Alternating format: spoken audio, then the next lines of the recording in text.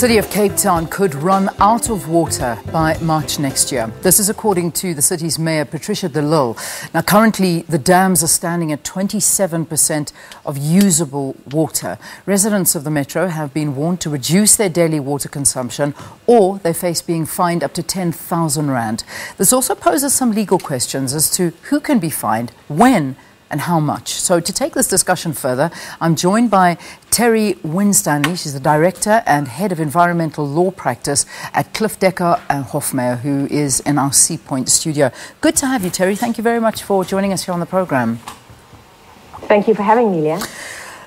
The city standing at level 5 water restrictions. Basically, what does this mean, and what are the laws around these water restrictions? So as you correctly pointed out, we only have 27% of usable water left in our dams.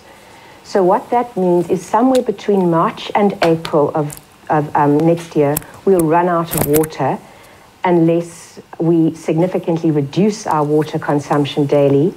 And also the city is going to need to supplement the current water supplies, either with desalination, water derived from the sea, or with groundwater, or potentially both.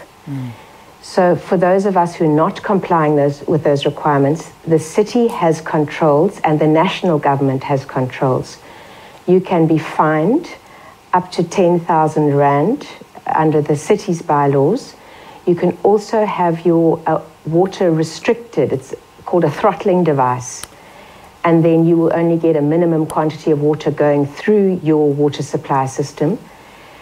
And then the national government also has controls regarding the use of water for domestic, agricultural and industrial purposes, together with fines for not complying with those requirements. Yeah. So the current water limit, if we have a look at these restrictions in place, is 87 litres per day. That's per person per day in the city. Is that correct? Or is that per household? That's correct, yes.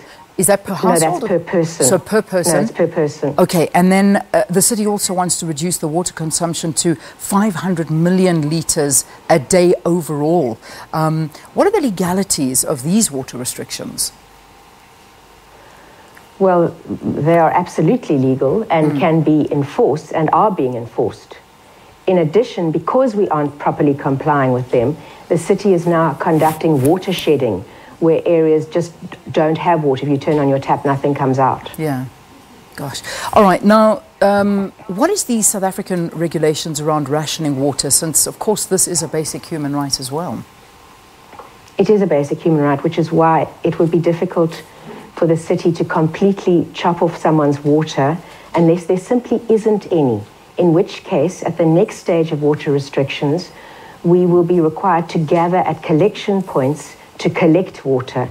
And obviously this will have catastrophic consequences for industry, which clearly can't be doing that if it's a water-intensive activity that's being conducted by a given industry. Yeah. And also the legality of the city enforcing fines between 5,000 and 10,000 rand. Again, that's something I imagine that is legal and that will or is being enforced currently.